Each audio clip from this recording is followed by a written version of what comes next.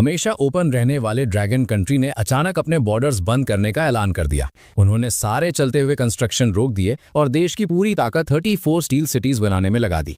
इसी के साथ इमरजेंसी में 80 लाख सोल्जर्स की भर्ती शुरू की और पूरी आर्मी लेवल 1 कॉम्बैट मोड में आ गई। इतने तगड़े एक्शन से वेस्टर्न कंट्रीज की टेंशन बढ़ गई, पर वो ड्रैगन कंट्री का असली इरादा समझ नहीं पाए। वो बस अपना विरोध जताते रहे और मीडिया के थ्रू अटैक करते रहे। देखते ही देखते ड्रैगन कंट्री पूरे ब्लू स्टार का अकेला हॉट टॉपिक बन गया। पर बाहर वालों के सवालों और रुकावटों के आगे ड्रैगन कंट्री ने अपना पुराना शांत एटीट्यूड छोड़ दिया था।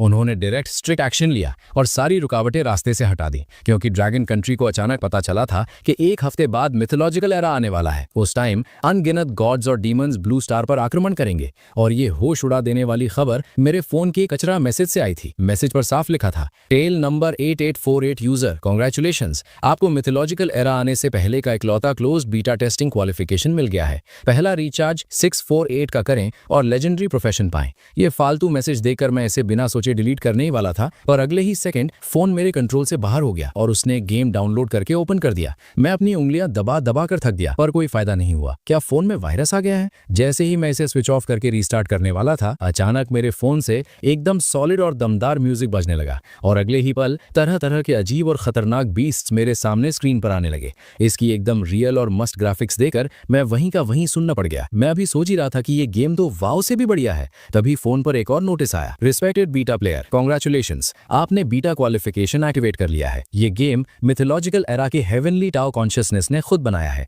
ये ब्लू स्टार के लोगों के बचने का आखिरी मौका है। ध्यान दे, मिथोलॉजिकल एरा ठीक एक हफ्ते बाद आएगा। 7 दिन बाद बीटा क्वालिफिकेशन वापस ले लिया जाएगा और गेम पूरी तरह बंद हो जाएगा। प्लेयर्स के इन गेम कैरेक्टर की पावर 100% उनकी रियल लाइफ बॉडी में आएगी, पर पहले 6 दिन हर दिन कैरेक्टर के बेसिक स्टैट्स का सिर्फ एक हिस्सा यानी 10% ही फीडबैक मिलेगा, जब तक कि 7वें दिन की सुबह पूरी पावर ना मिल जाए। ये एक के बाद एक आने वाले प्रॉम्प्ट्स देखकर मेरा दिमाग घूम गया। क्या सच में ये गेम रियल है? खैर, मैं वेला ही था तो मैंने सोचा चलो ट्राई करके देखते हैं, और मैंने खेलना शुरू कर दिया। इस गेम की स्टोरी ऐसी थी कि एलियन बीस्ट्स ने इंसानों पर आक्रमण कर दिया है और इंसान प्रोफेशंस अवेकन करके उनसे लड़ते हैं। प्रोफेशंस मेनली 3 हिस्सों में बढ़ते थे, कॉम्बैट, लाइफस्टाइल और सपोर्ट। लो से हाई लेवल तक इनको नॉर्मल, एडवांस्ड, रेयर, लेजेंडरी और आखिर में मिथिकल प्रोफेशंस में रखा गया था।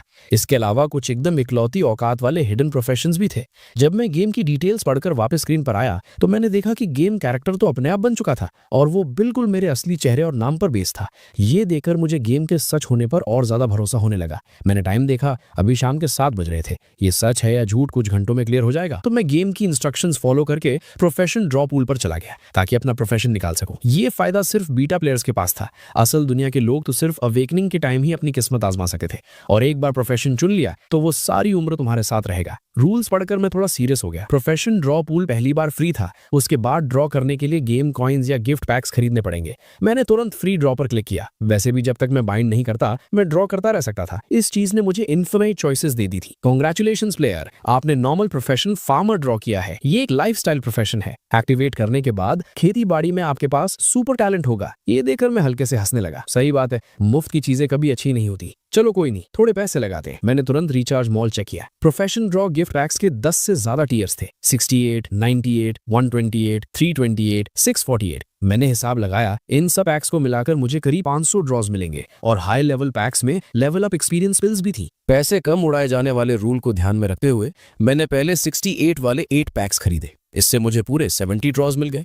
पर 2.5 मिनट बाद मुझे इस गेम का सबसे गंदा मजाक समझ आया। भाई, इन पूरे 70 चांसेस में मुझे सिर्फ 2 रेयर प्रोफेशंस मिले, और वो दोनों भी लाइफस्टाइल वाले थे। मैंने गुस्से में दांत पीसे और 128 वाले 3 पैक्स और खरीद लिए। फिर मैं बाथरूम गया, हाथ मुंह धोया और वापस आकर ड्रॉ करना शुरू किया। इस बार पूरे 80 ड्रॉज थे, और जो सबसे बेस्ट मिला वो एक लेजेंडरी प्रोफेशन था, पर वो भी एक हीलर नैनी का। मैं गुस्से से कांपने लगा था, पर जैसे ही मैंने उम्मीद छोड़ दी थी, अचानक एक अलग ही म्यूजिक बजने लगा। गेम के अंदर गोल्डन लाइट चमकी और स्क्रीन पर धमाका हुआ। मेरी आंखें खुली की खुली रह गईं।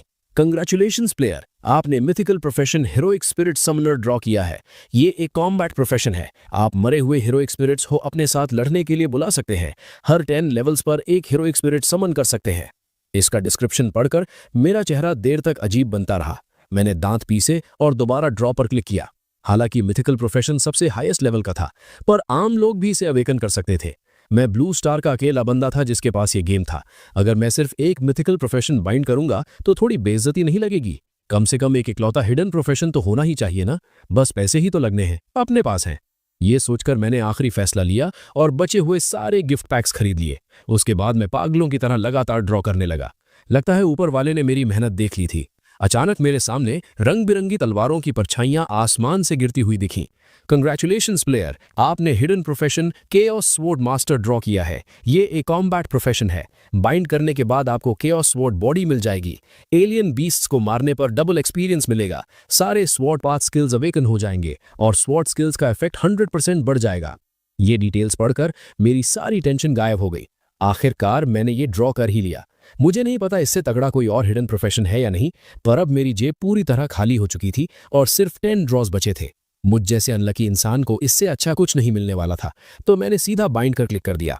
रिस्पेक्टेड बेटा प्लेयर चेन शुआन, कंग्रेचुलेशंस, आप केओस स्वॉर्ड मास्टर बन गए हैं। आपको केओस स्वॉर्ड बॉडी मिल गई है और आपने स्पेशल एलिमेंट की sword skill link Yong sword slash awaken कर ली है। फोन की स्क्रीन पर यह पढ़कर मेरी खुशी का ठिकाना नहीं रहा। मैं तो एकदम लकी निकला। पहली बार में ही इतना तगड़ा स्पेशल एलिमेंट अवेकन हो गया। बिना किसी देरी के मैंने पैक्स से मिली सारी एक्सपीरियंस पिल्स दबा दी।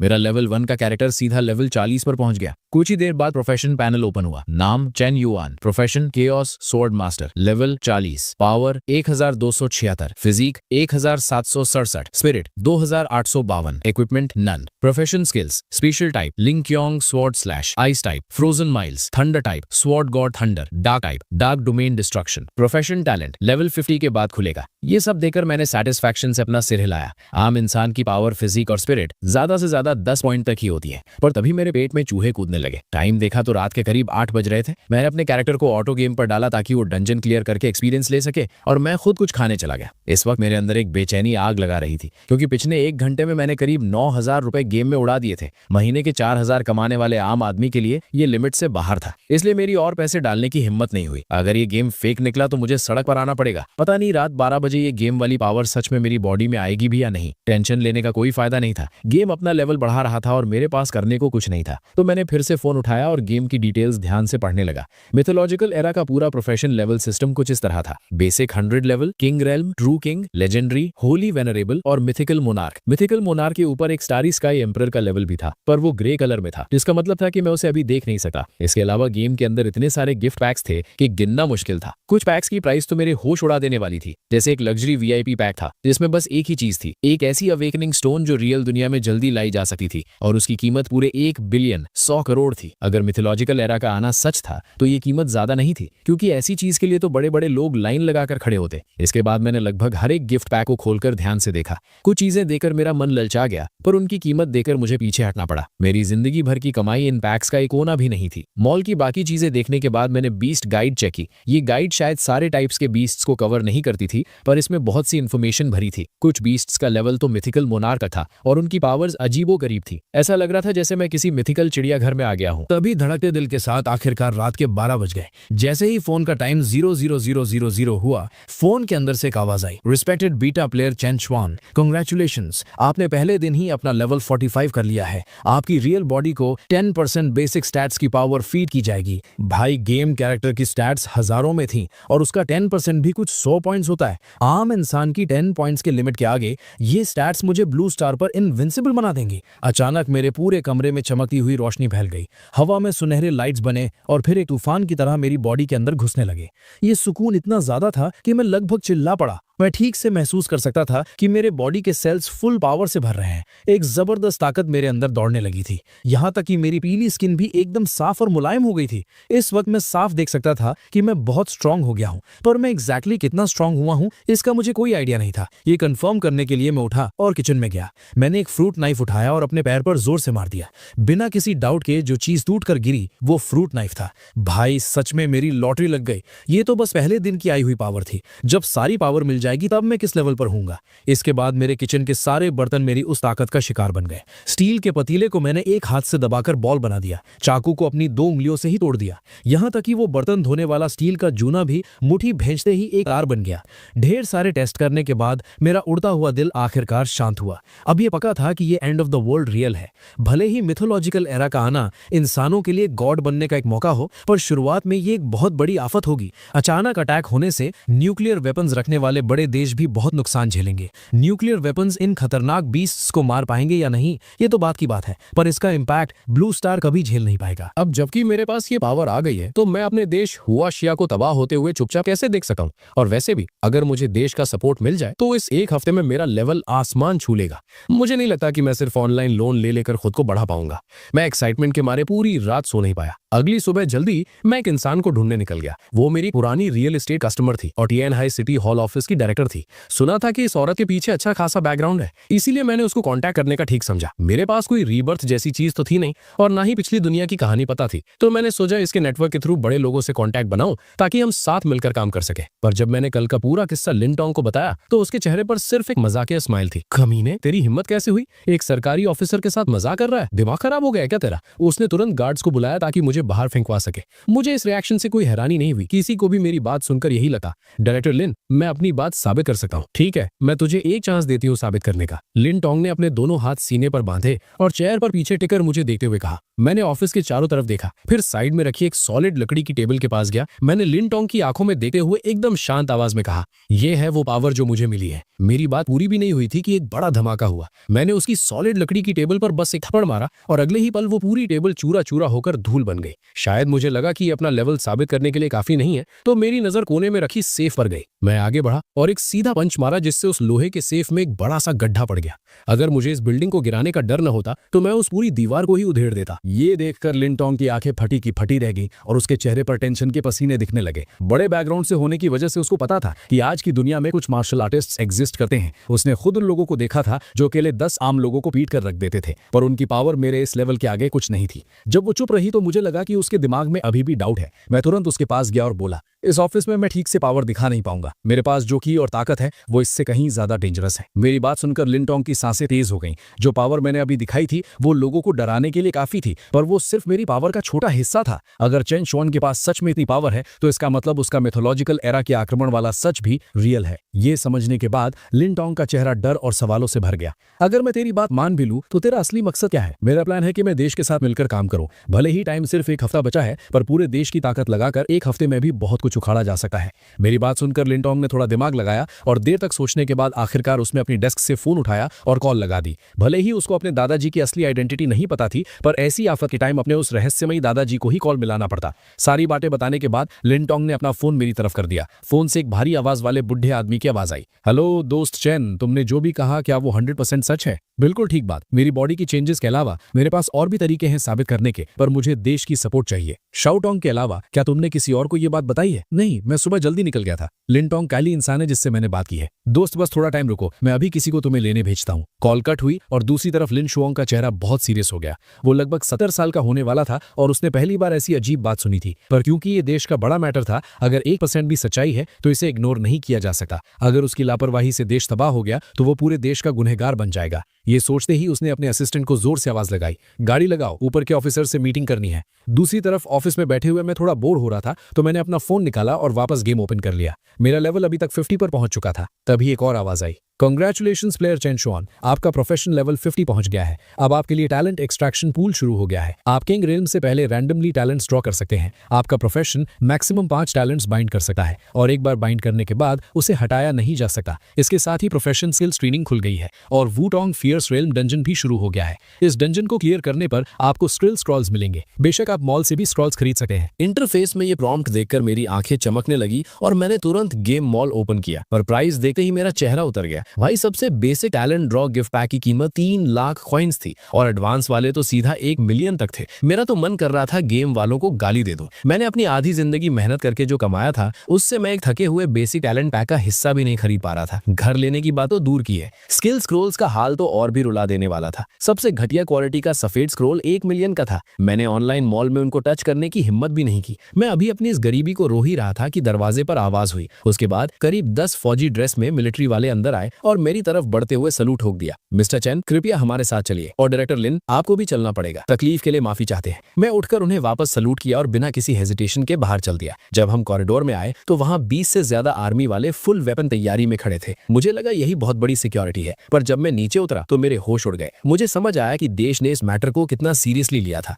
पूरे 10 से ज्यादा आर्मर्ड गाड़ियां बिल्डिंग के बाहर एक लाइन में खड़ी थीं और आसमान में 2 WZ-10 हेलीकॉप्टर्स नीचे चक्कर काट रहे थे। यहाँ तक कि आसपास की सड़कों को पूरी तरह लॉक करके पब्लिक को रोक दिया गया था। देश का ये तगड़ा रिएक्शन देकर मेरे अंदर थोड़ा डर बैठने लगा। आखिर किसी को नहीं पता था कि ये मिथोलॉजिकल एरा असल में कैसा होगा, और टाइम बहुत कम था। भले ही पूरा देश अपनी पूरी ताकत लगा दे, तब भी हर किसी को बचाना नामुमकिन होगा। उस टाइम पता नहीं कितनी भयंकर तबाही आएगी। गाड़ी में बैठते ही मैं आने वाली इस आफत को रोकने के प्लान सोचने लगा। सोचकर हंसी आती है कि कुछ दिन पहले मैं एक छोटा सा ऑफिस वर्कर था और अब मैं देश के सबसे बड़े कामों की टेंशन ले रहा था। जिंदगी सच में बहुत अजीब है। इस तरह लगभग 1 घंटा बीता और गाड़ी रुकी। एक सॉलिड बॉडी वाला आदमी हमारी तरफ आया। मिस्टर चैन, मैं ईस्टर्न मिलिट्री रीजन का कमांडर लिन जैन ये हूँ। बिना घुमाए फिरा के बात करूंगा। हम चाहते हैं कि आप कुछ टेस्ट्स में हमारा साथ दे ताकि हम आपकी बातों को कंफर्म कर सके। मुझे इसमें कुछ अजीब नहीं लगा। इतना बड़ा देश का मामला सिर्फ मेरी बातों पर तो ठीक नहीं मान सकते। उसके बाद लिन जैन ये मुझे एक बड़े से हॉल में ले गए। उस हॉल के अंदर पहले से ही ढेर सारे टेस्टिंग मशीन्स और दर्जनों रिसर्च एक्सपर्ट्स तैयार थे। लिन जैन ये ने ढेर सारे टॉप लेवल के लोगों को एक सीक्रेसी एग्रीमेंट साइन करवाया और फिर बोले, मिस्टर चैन, ये है dragon country academy of sciences के एकेडमिशियन ये शेंग। ये आके टेस्ट सुपरवाइज करेंगे। थोड़ी देर की फॉर्मेलिटीज के बाद व्हाइट लैब कोट पहने ये शेंग ने थोड़ी दूर रखे एक सॉलिड स्टील डमी की तरफ इशारा करके मुझे बोला, मिस्टर चैन, कृपया अपनी पूरी पावर और की लगाकर इस डमी पर अटैक करें। मैंने ठीक है कहकर सिर हिलाया और चुपचाप उस डमी के पास चला गया। इस वक्त वहां खड़े हर एक इंसान ने अपनी सांस रोक ली थी और वो मेरी तरफ बिना पलके झपकाए देख रहे थे। यहाँ तक कि कैपिटल में बैठे ड्रैगन कंट्री के टॉप ऑफिशियल्स भी शांति से लाइव स्क्रीन देख रहे थे। अचानक एक जोर का धमाका हुआ। कान बहरे कर देने वाली आवाज के बाद जब सबने ध्यान से देखा तो उन्हें दिखा कि वो डमी मेरे एक ही अटैक से चूरा चूरा हो चुका था। यहां तक कि उसने पीछे वाली दीवार में भी एक बड़ा सा गड्ढा कर दिया था। इस पल में आकर लिन जानिए को असलियत समझ आई कि मैंने उसके ऑफिस की टेबल तोड़ते वक्त अपने पंच को कितना ज्यादा कंट्रोल करके रखा था। डेटा कैसा है? होश में आते ही ये शन ने जल्दी से पूछा। बेसिक पावर 5 टन यानी कि 5000 kg से ज्यादा है। सिर्फ इस एक लाइन ने वहां मौजूद सभी लोगों को चुप करा दिया। मैं इंसान हो ही नहीं सकता, ये ख्याल वहां सबके दिमाग में एक साथ आया।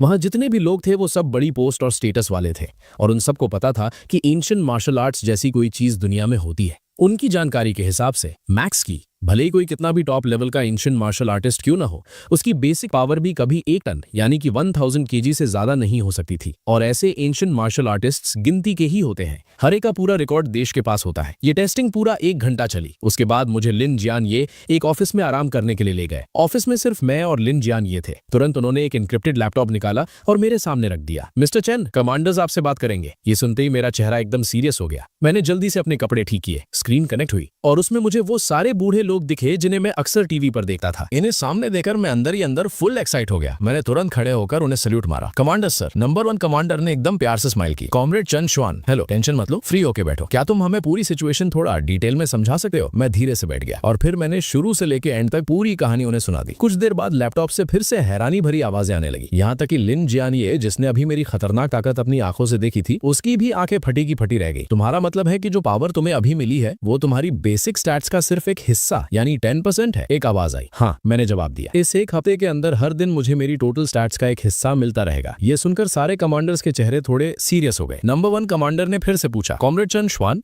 मैंने सुना है कि तुम्हारे पास इस इंसिडेंट को साबित करने के और भी तरीके हैं। देश के उन बड़े लीडर्स की नजरों में मैंने जो पावर दिखाई थी वो इस बात को साबित करने के लिए काफी थी, पर क्योंकि ये पूरे देश के फ्यूचर का सवाल था, उन्हें बहुत फूंक फूंक कर कदम रखना था। सीधे शब्दों में कहूं तो उन्हें मुझसे कुछ और ज्यादा ठोस सबूत चाहिए थे ताकि उन्हें पूरी तसल्ली हो सके। आखिर एक बार उन्होंने फैसला ले लिया तो पूरा देश आने वाले कुछ ही दिनों में पूरी तरह से पलट जाएगा। इसमें लगने वाला पैसा और जो नुकसान उठाना पड़ेगा उसका कोई अंदाजा नहीं लगा सकता था। ये सब देखकर मैं भी उन ऊपर वालों की टेंशन समझ रहा था, तो मैंने तुरंत गेम का मॉल ओपन किया। कमांडर्स, गेम के अंदर सच में कुछ ऐसी चीजें हैं जो प्रूफ दे सकती हैं। बस इन गिफ्ट पैक्स का प्राइस, ये बोलते हुए मैं शर्म से अपना सिर खुजाने लगा।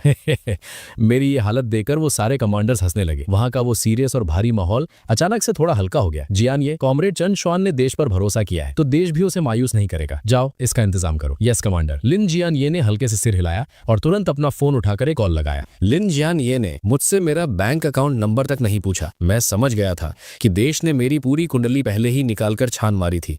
आज के दिन शायद लिन जियान ये को मेरे बारे में मुझसे ज्यादा पता था और थोड़ी ही देर में पूरे 10 लाख रुपए मेरे अकाउंट में जमा हो गए। मैंने भी बिना किसी देरी के सीधा गेम में वही गिफ्ट पैक खरीद लिया जो मैंने पहले से चुना हुआ था। अचानक से एक व्रूम की आवाज आई और मेरे सामने की हवा एकदम से मरोड़ने लगी और फिर एक बहुत ही सुंदर और पुरानी सी तलवार मेरे सामने हवा में प्रकट हो गई। ये देखकर पास खड़े लिन जियान ये के होश उड़ गए। इतने पास से अगर मैं उस पर हमला करता तो उसे चिल्लाने तक का मौका नहीं मिलता। लिन जियान ये तो एकदम अलर्ट हो गया था, पर वो सारे कमांडर्स उस हवा में तैरती तलवार को देखकर दंग रह गए थे। मैंने तुरंत उन्हें समझाया, ये गेम का एक वेपन है। ये लेवल 5170 वाला स्पिरिट ग्रेड का हथियार है। ये इतना तेज है कि आम बुलेट प्रूफ गाड़ियां भी इसका एक बार नहीं झेल पाएंगी। सच तो ये है कि मैंने खुद कभी ऐसा हथियार नहीं चलाया था, इसलिए मैंने बहुत संभाल कर बात की थी। ये सुनकर वो कमांडर्स एक तरफ शॉक में थे तो दूसरी तरफ उन्होंने तुरंत मीटिंग बंद करके आपस में बात करने का फैसला किया। अगर पहले दिखाई हुई पावर्स ने उन्हें थोड़ा डाउट में रखा था तो इस तलवार के प्रकट होने के तरीके ने उनका इरादा एकदम पक्का कर दिया। कॉल कट हो गई और मैंने भी आखिरकार सुकून की सांस ली। भले ही मैं अब आम इंसान नहीं रहा था, पर उन बड़े बुजुर्ग लीडर्स के सामने बैठकर मेरी हालत थोड़ी टाइट हो रही थी। आखिर हर कोई पहली बार देश के बड़ों से थोड़ी ना बात करता है। इस खाली टाइम का फायदा उठाते हुए मैंने फिर से अपना फोन निकाला और गेम ओपन कर लिया। डोंगकोंग मिलिट्री रीजन आने से पहले मैं पहले ही अपने कैरेक्टर को वुटोंग फियर्स रियल्म डंजन में ट्रायल के लिए भेज चुका था। इसी बीच मेरा लेवल भी 52 तक पहुंच गया था। सिर्फ 1 घंटे में 2 लेवल बढ़ गए। लगता है इस वुटोंग फियर्स रियल्म में आम डंजन से कहीं ज्यादा एक्सपीरियंस मिलता है। पता नहीं जब असली मिथोलॉजिकल एरा सच में आएगा तो असली दुनिया में ये डंजन्स किस शक्ल में होंगे। 1 घंटे बाद वीडियो कॉल फिर से कनेक्ट हुई। सारे कमांडर्स के चेहरे बहुत गंभीर थे। नंबर 1 कमांडर तो बस मुझे ही घूरे जा रहे थे। कमांडर चेन शुआन, मीटिंग में ये डिसाइड हुआ है कि देश अब एक मिथोलॉजिकल स्पेशल ब्यूरो बनाएगा जो सीधा ड्रैगन कंट्री कैबिनेट के कंट्रोल में रहेगा। इसके डायरेक्टर तुम होगे और कॉमरेड लिन जियान ये डेप्यूटी डायरेक्टर बनेंगे। इस ब्यूरो का HQ अभी के लिए डोंगफेंग बेस में ही होगा। तुम और लिन जियान ये आपस में बात करके इसका पूरा सिस्टम बनाओ और हमें रिपोर्ट दो। इसके साथ ही ये पहला ऑर्डर है, अगले 1 हफ्ते तक देश का हर काम इस ब्यूरो के लिए रास्ता छोड़ेगा ताकि हम आने वाली आफत का सामना कर सके। और तुम्हारा अगले कुछ दिनों का सबसे बड़ा काम ये है कि गेम में अपना लेवल जितना हो सके ऊपर ले जाओ। जितने भी पैसे लगेंगे वो सब देश के खजाने से आएंगे। ये सब सुनकर तो मेरे दिमाग का दही हो गया। मैं तो बस देश का सपोर्ट चाहता था ताकि अपनी ताकत बढ़ा सकूं और उन्हें बस आने वाली तबाही के बारे में बताना चाहता था। ये अचानक मैं डायरेक्टर कैसे बन गया? ये पूरे ड्रैगन कंट्री के फ्यूचर का मामला था। इतना बड़ा बोझ मुझ जैसे एक छोटे ऑफिस वर्कर के लिए। मेरी जगह कोई और होता तो उसके होश उड़ जाते। मुझे थोड़ा हिचकिचाते हुए देखकर कमांडर ने एकदम पक्के इरादे के साथ दोबारा कहा, कॉमरेड चैन शुआन, तुम्हें खुद की औकात कम आंकने की जरूरत नहीं है। तुम्हें जो ब्लू स्टार का इकलौता क्लोज्ड बेटा क्वालिफिकेशन मिला है वो अकेले ही साबित करता है कि तुम आम इंसान नहीं हो। देश को तुम पर पूरा भरोसा है तो तुम्हें भी खुद पर भरोसा रखना होगा। इन 2 बातों ने मेरे दिल में एक आग सी लगा दी। मेरी रगों में अचानक से एक नया जोश दौड़ने लगा। कमांडर्स, मैं ड्रैगन कंट्री के लिए लड़ने में अपनी पूरी जान लगा दूंगा। मेरा ये सॉलिड कॉन्फिडेंस देकर बाकी कमांडर्स की आंखों में भी मेरे लिए तारीफ छलक रही थी। वीडियो कॉल कट हो गई। लिन जियान ये जो बड़ी जल्दी अपने नए रोल में सेट हो गए थे, उन्होंने सीधा मुझसे पूछा, डायरेक्टर, कमांडर्स ने हमें प्लान बनाने को कहा है और टाइम बहुत कम है। ये सुनकर मैंने थोड़ी देर दिमाग लगाया। रास्ते भर जो मेरे दिमाग में टूटे फूटे आइडियाज चल रहे थे उन सबको एक साथ जोड़ा और धीरे से बोला, जहां तक मुझे पता है जैसे ही मिथोलॉजिकल एरा आएगा शुरुआत में ही हम पर एलियन बीस्ट्स का हमला होगा। पर अगर हम शुरुआत के इस बीस्ट टाइड यानी जानवरों के हमले को झेल गए तो हमें थोड़ा सा टाइम मिल जाएगा खुद को डेवलप करने का। इसके अलावा मिथोलॉजिकल एरा के आते ही मिथोलॉजिकल दुनिया की पूरी की तूफान की तरह ब्लू स्टार में घुस आएगी, जिसकी वजह से ब्लू स्टार के सारे जानवर और पेड़ पौधे भी म्यूटेट यानी भयंकर रूप ले सके हैं। लिन जियन ये के माथे पर टेंशन की सिलवटें पड़ गईं। ये हालत उनके सोचे हुए लेवल से कहीं ज्यादा खतरनाक थी। अगर ऐसा ही है जैसा तुम कह रहे हो तो इसका मतलब ड्रैगन कंट्री को सिर्फ मिथोलॉजिकल एरा के बीस्ट से ही नहीं बचना होगा, बल्कि ब्लू स्टार के अपने ही म्यूटेटेड जानवरों और पेड़ पौधों से भी बचना पड़ेगा। हाँ बिल्कुल सही, मैंने जवाब दिया। यहाँ आते वक्त मैं इस बारे में ही सोच रहा था। मैंने दिमाग में एक बेसिक प्लान सेट कर लिया है। पहला पॉइंट ये है कि हमें बहुत बड़े लेवल पर आर्मी में भर्ती करनी होगी ताकि मिथोलॉजिकल एरा की आफत का सामना किया जा सके, क्योंकि ये कोई छोटी मोटी लड़ाई नहीं होने वाली। हमारे ड्रैगन कंट्री को लगातार नई आर्मी और फोर्स की जरूरतें पड़ेंगी। दूसरा पॉइंट, देश से प्यार करने वाले जितने भी लोग बाहर हैं यानी ओवरसीज हैं, उन सबको वापस बुला लिया जाए, और जिन्हें बाहर की हवा ज्यादा पसंद है उनके साथ कोई जबरदस्ती मत करो। मिथोलॉजिकल एरा शुरू होने से ठीक 2 दिन पहले ड्रैगन कंट्री को अपने सारे बॉर्डर्स पूरी तरह बंद करने होंगे। तीसरा पॉइंट, हर स्टेट की मेन सिटी को अपना बेस बनाया जाए। छोटी सिटीज को बड़ी सिटीज के साथ जोड़कर पूरे 34 डिफेंस जोन्स बनाए जाएं, और उसके बाद सारी पब्लिक को सेफ तरीके से इन डिफेंस जोन्स के अंदर शिफ्ट किया जाए। इसके साथ ही हर डिफेंस जोन में 2 लाख सोल्जर्स तैनात किए जाएं। हमें की एनर्जी डिटेक्ट करने वाले सेंटर्स भी बनाने होंगे ताकि हमें जल्दी से जल्दी पता चल सके कि ये खतरनाक बीस्ट्स कहां छुपे बैठे हैं। चौथा पॉइंट,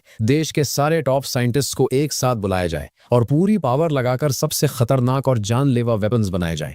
भले ही मॉडर्न गन्स और बॉम्ब्स हाई लेवल बीस्ट्स का कुछ ना उखाड़ पाए, पर जब लो लेवल बीस्ट्स का पूरा झुंड आएगा तो ये हथियार बहुत काम आएंगे। पांचवा पॉइंट, मिथोलॉजिकल एरा के अचानक आने से पब्लिक में जो डर और दंगे राइट्स फैलेंगे, उन्हें कंट्रोल करने के लिए हमें मीडिया और इंटरनेट का पूरा यूज करना होगा ताकि पब्लिक को ठीक से समझाया जा सके। हमें किसी भी हाल में लोगों के दिमाग में ये आखिरी उम्मीद डालनी होगी कि इस आफत में उनका देश उनके साथ खड़ा है। जैसे ही मेरी बात खत्म हुई, लिन जियांग ये के चेहरे पर हैरानी साफ दिख रही थी। इतने कम टाइम में तुमने इतना डिटेल्ड प्लान सोच लिया? भले ही इसमें थोड़ी बहुत कमियां हैं, पर फिर भी ये बहुत लाजवाब है। डायरेक्टर का प्लान। मैं अभी जरूरत लोगों को मीटिंग के लिए बुलाता हूँ। ये बोलते ही लिन जियांग ये को जैसे अचानक कुछ याद आया। डायरेक्टर, तो अभी शुरुआत के लिए आपको कितने फंड्स चाहिए? ये सुनकर मैंने हल्के से स्माइल किया। जब देश ही मेरा सबसे बड़ा सपोर्ट बन चुका है तो सोच का लेवल तो बड़ा रखना ही पड़ेगा ना। शराफत या शर्म दिखाने का तो अब कोई सवाल ही नहीं पैदा होता। तो ठीक है, पहले 10 बिलियन दे दो, गेम में थोड़ा रिचार्ज मारना है। इतने बड़े अमाउंट पर लिन जियांग ये को बिल्कुल भी हैरानी नहीं हुई।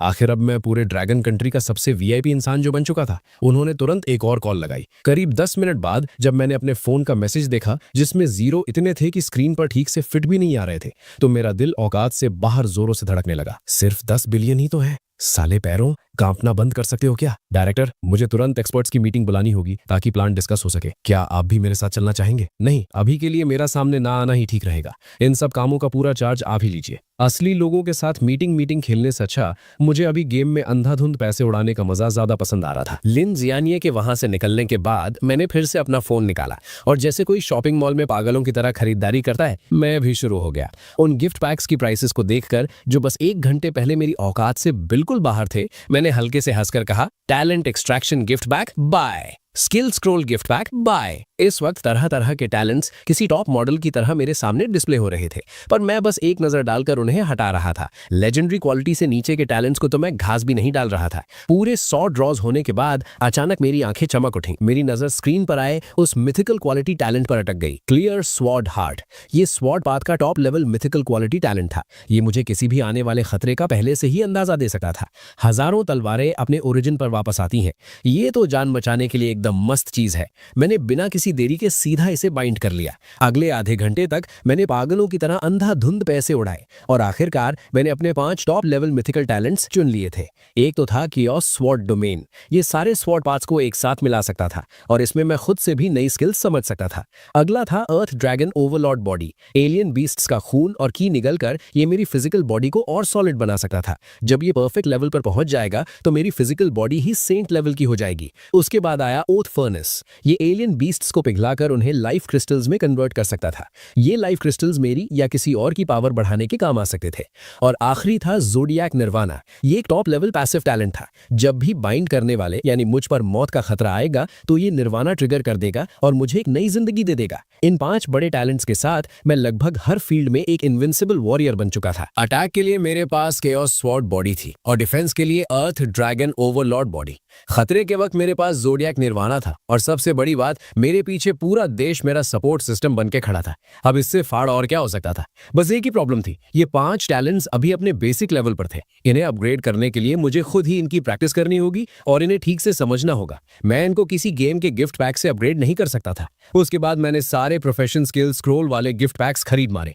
आखिर प्रोफेशन स्किल्स के भी अपने अलग लेवल होते थे, जो थे मॉर्टल grade, profound grade, spirit grade और अर्थ ग्रेड। शुरुआत में जो प्रोफेशन स्किल्स अवेकन होते थे, भले ही वो मिथिकल ग्रेड के क्यों ना हो, वो सब मॉर्टल ग्रेड से ही शुरू होते थे। उन्हें अपग्रेड करने के लिए खुद की मेहनत और स्किल की समझ लगानी पड़ती थी। पर मैं तो एक नंबर का चीटर या हैकर था ना, मेरी बात अलग थी। मैंने सीधा अपनी उन 5 बड़ी प्रोफेशन स्किल्स को स्पिरिट ग्रेड तक अपग्रेड कर दिया। ये सब करने के बाद मैंने अपने कैरेक्टर को वुटोंग फियर्स रियल्म डंजन क्लियर करने पर लगा दिया और खुद वापस मॉल चेक करने लग गया। बस दुख इस बात का था कि एक्सपीरियंस बिल्स खरीदने की डेली लिमिट थी, वरना मैं पक्का अपना लेवल सीधा 100 करके ही सांस लेता। खुद को सिर से लेकर पैर के नाखून तक फुल पावर से सेट करने के बाद आखिरकार मुझे अपनी टीम की याद आई। आखिर जब मिथोलॉजिकल एरा सच में आएगा, मैं भले ही कितना भी स्ट्रांग हो जाऊं, मेरे 3 सिर और 6 हाथ थोड़ी ना थे कि सब अकेले हैंडल कर लूंगा। एक तगड़ी और भरोसेमंद टीम बनाना ही लंबा टिकने का असली प्लान था। इसीलिए मॉल के अंदर जो चीज टाइम से पहले रियल दुनिया में लाई जा सकती थी, वो अवेकनिंग स्टोन तो मुझे हर हाल में खरीदना ही था।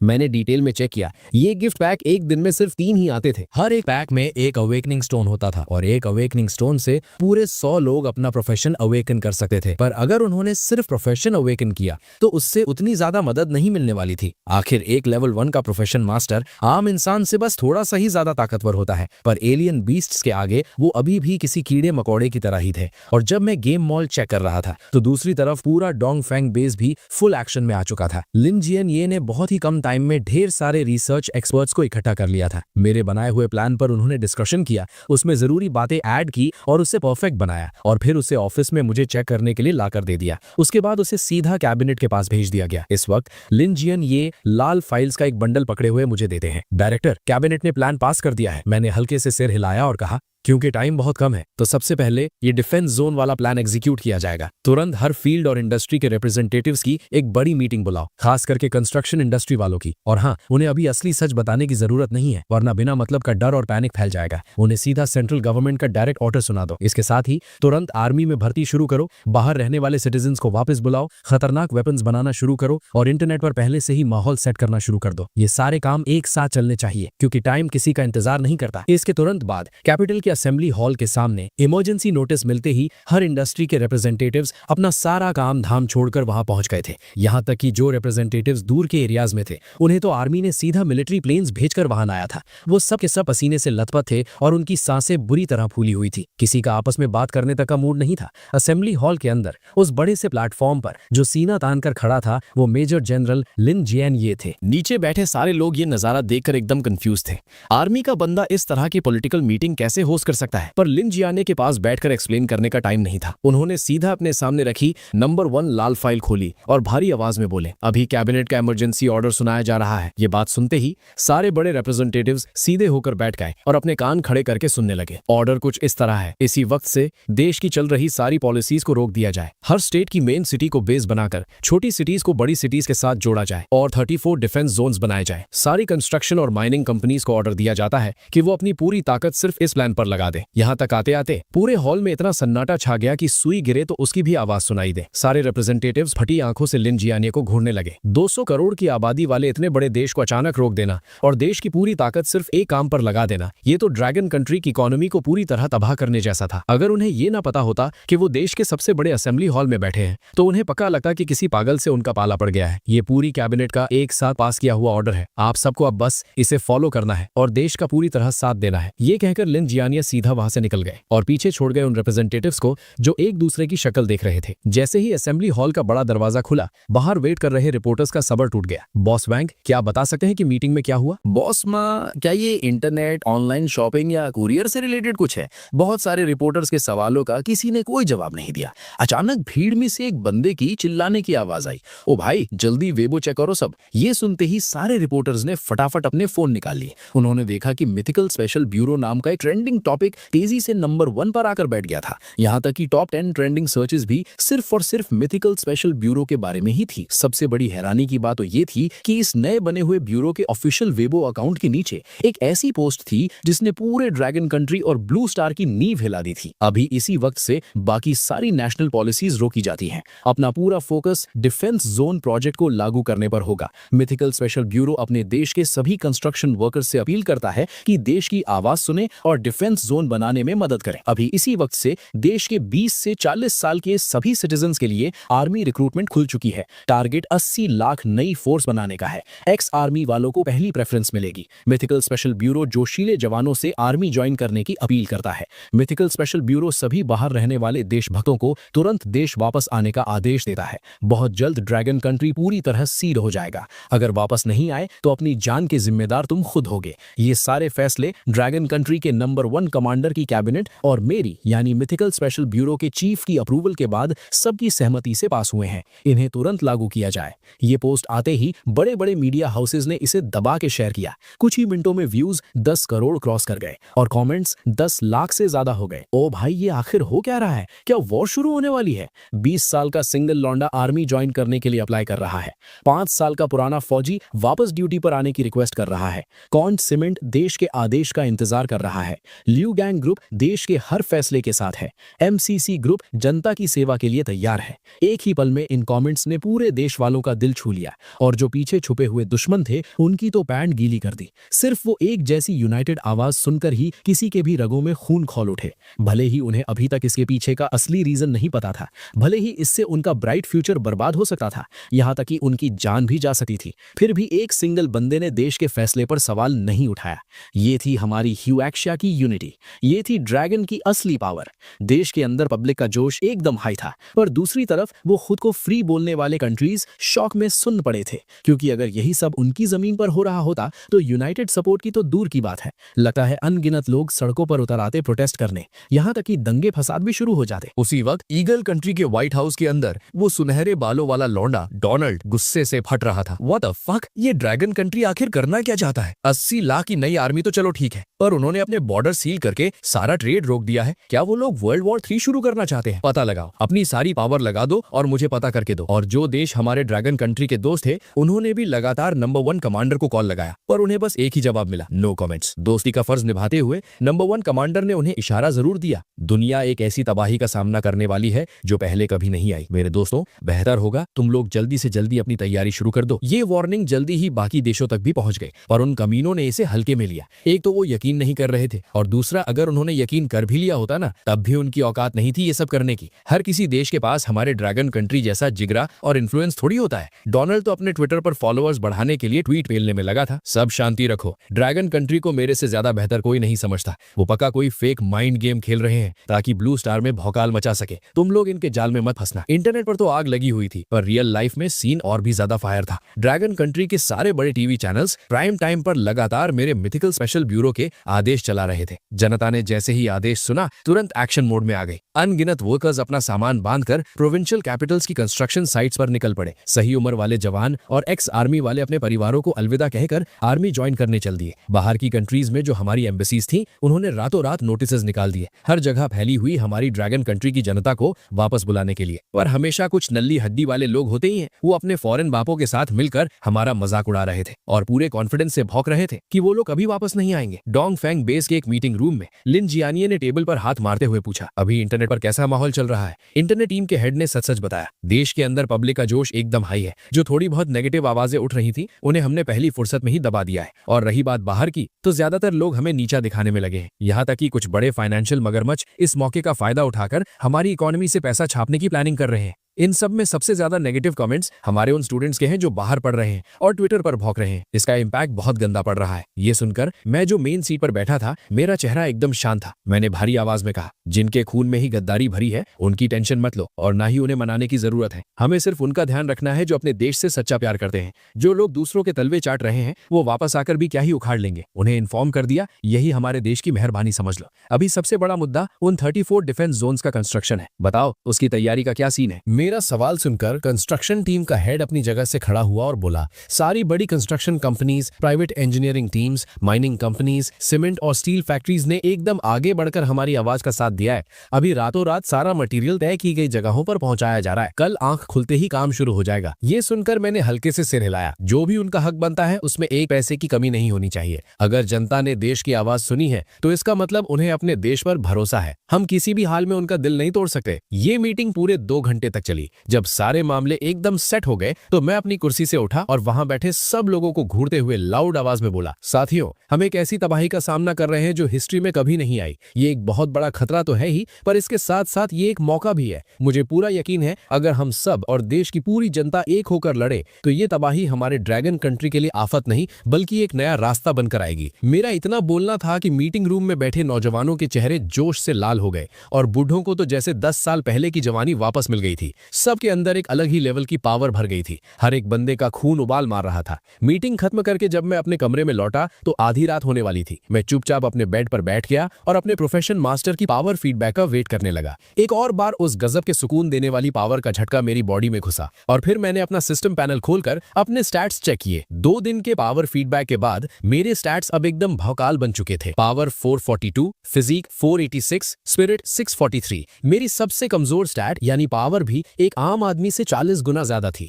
मैंने हल्के से अपनी मुट्ठी बांधी और हवा में ही एक खतरनाक सोनिक बूम फटी। उसके बाद मैंने सिस्टम का स्टोर खोला और पैक्स चेक करने लगा। सबसे पहले मैंने जो चीज देखी वो थी अवेकनिंग स्टोन्स। कल के 3 और आज के रिफ्रेश हुए 3 टोटल मिलाकर अब मैं 600 लोगों का वक्त से पहले अवेकनिंग करवा सकता था, पर एक ही सेकंड में इसने मेरे सारे 10 बिलियन उड़ा दिए और अकाउंट लगभग खाली हो गया। एक्सपीरियंस बिल वाला पैक तो बिल्कुल मिस नहीं कर सकता था मैं। बस इन एक्सपीरियंस बिल्स की एक लिमिट थी। इन्हें सिर्फ लेवल 80 से नीचे वाले ही यूज कर सकते थे। मैं अभी ऑलरेडी लेवल 60 के आसपास था। लगता है 2 दिन में मेरे लिए इनका कोई यूज नहीं बचेगा। भाड़ में जाए, थोड़ा सा भी वक्त से पहले लेवल अप होना फायदे का ही सौदा है। जब मैं यही सोचकर पछतावा कर रहा था कि इन एक्सपीरियंस बिल्स का मैं खुद यूज नहीं कर पाऊंगा, तभी मुझे अचानक सिस्टम स्टोर में एक सरप्राइज दिखा। स्टोर रिफ्रेश हो गया था और अब एक नया एक्सपीरियंस बिल पैक आ गया था जो इस रियल दुनिया में वक्त से पहले लाया जा सकता था। ये देकर तो मेरी खुशी का ठिकाना नहीं रहा। हालांकि इसकी प्राइस पूरे 3 बिलियन थी और इसे सिर्फ लेवल 30 से नीचे वाले ही यूज कर सकते थे, लेकिन इससे मेरी नई अवेकन फोर्स वक्त से पहले ही लेवल अप करके एकदम फाड़ू टीम बन जाएगी। बिना किसी शके ये आइटम तो मुझे खरीदना ही था। एक और जोरदार शॉपिंग स्प्री के बाद मैंने अपने उस लेवल 80 तक पहुंच चुके कैरेक्टर को सिकमोर डेंजर जोन में मॉन्स्टर्स को पेलने के लिए छोड़ दिया और खुद गहरी नींद में सो गया। अगले दिन डोंगफोंग बेस के अंदर जैसे ही मैं अपने ऑफिस में घुसा, मेरी सबसे पहली नजर वहां एकदम टिप टॉप खड़ी लिन टोंग पर पड़ी और मेरी टेबल पर ऑलरेडी एक गरम गरम कॉफी रखी हुई थी। मैं हैरानी से सुन्न पड़ गया। डायरेक्टर लिन, आप यहाँ क्या कर रही हैं? लिन टोंग का चेहरा थोड़ा लाल हो गया था। कल गवर्नमेंट ऑफिस में जो उसका अकड़ वाला एटीट्यूड था वो अब गायब था। ऊपर से ऑर्डर आया है कि मैं आपकी यानी चीफ की सेक्रेटरी बनकर आपके डेली काम में मदद करूं। मैंने कॉफी का कप उठाया और एक सिप लिया। मेरे दिमाग में छलका, इनका रोल कितनी जल्दी बदल गया भाई। पर खैर, आज मैं जिस पोजीशन पर था उसमें लिन टोंग का बहुत बड़ा हाथ था। लगता है आगे आने वाले दिनों में मुझे इस लड़की का थोड़ा ज्यादा ध्यान रखना पड़ेगा। डायरेक्टर लिन, आप खुद को एज अ सेक्रेटरी ट्रीट मत कीजिए। मेरी इस बात में छुपे हुए मीनिंग को पकड़कर लिन टोंग हल्के से मुस्कुराई। चाहे डायरेक्टर बनूं या सेक्रेटरी, एंड में दोनों काम तो ड्रैगन कंट्री की सेवा के लिए ही है ना। उसकी बात सुनकर मुझे अचानक रियलाइज हुआ कि इस सीरियस टाइम पर उसके साथ फ्लर्ट करना शायद थोड़ा ओवर हो गया था। मैंने तुरंत अपना चेहरा सीरियस किया और टॉपिक चेंज कर दिया। एक काम है जो आपको अभी करना है। तुरंत डायरेक्टर लिन को इन्फॉर्म करो। उन्हें कहो कि पूरे देश के सबसे best of the best special forces commandos को जमा करें। लिमिट एग्जैक्टली 600 लोगों की होगी। मेरा प्लान है उन्हें वक्त से पहले प्रोफेशन अवेकन करवाने का। फिर हम मिथिकल स्पेशल फोर्सेस की टीम बनाएंगे। और हाँ, मेरे कार्ड में 10 बिलियन और डाल दो। समझ गई? लिन टोंग ने जवाब दिया और तुरंत काम पर लग गई। ऑर्डर मिलते ही लिन जैन यान ने भी 1 सेकंड वेस्ट नहीं किया। उसने तुरंत देश भर में फैले उन सारे एलीट कमांडोज को मैसेज भेज दिया कि अपने सारे करंट मिशंस छोड़कर सीधे डोंगफोंग बेस पहुंचे। 1 घंटे के अंदर ही डोंगफोंग बेस में एक के बाद एक आर्म्ड हेलीकॉप्टर्स लैंड करने लगे। उनके रोटर्स की आवाज पूरे एरिया में भौकाल मचा रही थी। Reporting sir, dragon soul squad, पूरे 30 लोग हाजिर हैं। कमांडर सर आकर इंस्पेक्ट कीजिए। Reporting sir, sharp blade squad, पूरे 30 लोग हाजिर हैं। कमांडर सर आकर इंस्पेक्ट कीजिए।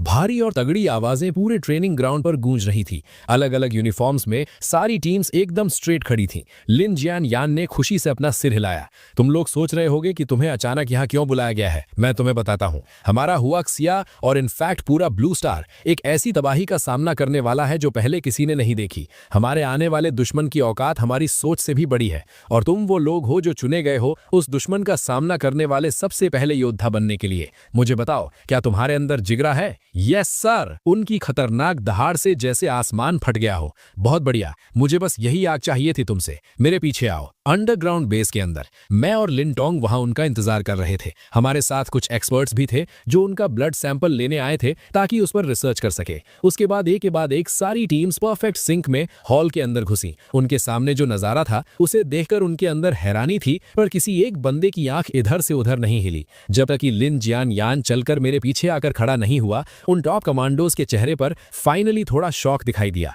ये कल का लौंडा मेजर जनरल लिन जियान यान से भी ऊपर की पोस्ट पर कैसे बैठा है? मैं उनकी फटी हुई आंखों को घूरते हुए बड़े आराम से बोला, मेरा नाम चेन शुआन है, उम्र 22 साल, मिथिकल स्पेशल ब्यूरो का चीफ और मिथिकल स्पेशल फोर्सेस का कैप्टन। अभी इसी वक्त से तुम्हारी पुरानी रैंक्स और स्क्वाड्स खत्म। अब तुम मिथिकल स्पेशल फोर्सेस के मेंबर्स हो। तुम्हारी पावर बाकी किसी भी आर्मी यूनिट से ऊपर होगी और तुम सबको डायरेक्ट मेजर का रैंक दिया जाएगा। तुम लोग ड्रैगन कंट्री की वो फ्रंट लाइन फोर्स बनोगे जो एलियन रेसेस का सामना करेगी। इसका खतरा तुम्हारे पिछले किसी भी मिशन से 1000 गुना ज्यादा होगा। अगर किसी को पीछे हटना है तो वो अभी दरवाजा निकल सकता है। एक बंदा अपनी जगह से नहीं हिला। सारे स्पेशल फोर्सेस कमांडोज एकदम मूर्ति की तरह खड़े थे, मेरी आंखों में एकदम फुल कॉन्फिडेंस के साथ झांक रहे थे। ये देखकर मैं सैटिस्फाइड हो गया और मैंने हाँ में सिर हिलाया। फिर मैंने अपना हाथ हवा में घुमाया और अचानक 6 बड़ी बड़ी पत्थर की चट्टानें जिन पर अजीब से सिंबल्स बने थे हॉल के बीच में प्रकट हो गई। हवा में से अचानक पत्थर आते देख मौत से खेलने वाले इन खतरनाक कमांडोज की भी आंखें फटी की फटी रह गई। बस उनकी खतरनाक विल पावर ने किसी तरह उन्हें चिल्लाने से रोक लिया था। उसके बाद मेरे ऑर्डर पर सबने एक लाइन बनाई और अवेकनिंग रूम के आगे खड़े हो गए। सबसे पहला बंदा जो आगे आया वो था शार्प ब्लेड का कैप्टन जिया पिंगवू। वो इन कमांडोज के बीच भी एब्सोल्यूट बॉस था। मैंने देखा कि जिया पिंगवू ने अपने छाले पड़े हुए चौड़े हाथ को अवेकनिंग स्टोन पर रखा। ओम, एक जोरदार साउंड आई और उसी पल उस पत्थर पर बने वो अजीब सिंबल्स जैसे जिंदा होकर चमकने लगे। एक मस्त पर्पल लाइट ने पूरे हॉल को अपने अंदर लपेट लिया। फिर जिया पिंगवू की बॉडी उस लाइट के ककून में कवर हो गई और एकदम चमकने लगी। बाकी कमांडोज ये जादू जैसा सीन देखकर अपना कंट्रोल खो बैठे और हैरानी से चिल्लाकर बातें करने लगे। यहाँ तक कि लिन जियान ये और लिन टोंग जिन्होंने मेरी फाड़ू पावर देखी थी वो भी होश उड़ाए खड़े थे। सिर्फ मैं था जो हल्के से मुस्कुरा रहा था। क्या बात है, पहले ही बंदे ने लेजेंडरी प्रोफेशन अवेकन कर लिया। सच में शार्प ब्लेड का कैप्टन कहलाने के लायक है। भले ही अभी मेरी पूरी बॉडी के आइटम्स मिथिकल लेवल के थे, पर रियल लाइफ में मिथिकल प्रोफेशन पाना प्रैक्टिकली नामुमकिन था। लेजेंडरी प्रोफेशन मिलना भी लाखों में एक था। एक आम आदमी के लिए तो एडवांस प्रोफेशन मिलना ही बहुत बड़ी बात थी। कुछ देर बाद वो चमक गायब हो गई। जिया पिंगवू के चेहरे पर एकदम खतरनाक खुशी थी और वो पीछे चलकर आया। अपने प्रोफेशन को अवेकन करते ही उसे अंदर से फील हो रहा था कि वो कितना पावरफुल हो गया है। वो अपने पहले वाले वर्जन से कम कई गुना ज्यादा ताकतवर था। कौन सा प्रोफेशन मिला तुम्हें? मैंने जिया पिंगवू की तरफ देखकर पूछा। हालांकि मैं उस लाइट के कलर से प्रोफेशन का लेवल समझ गया था, पर ये नहीं देख सकता था कि एग्जैक्ट प्रोफेशन कौन सा है।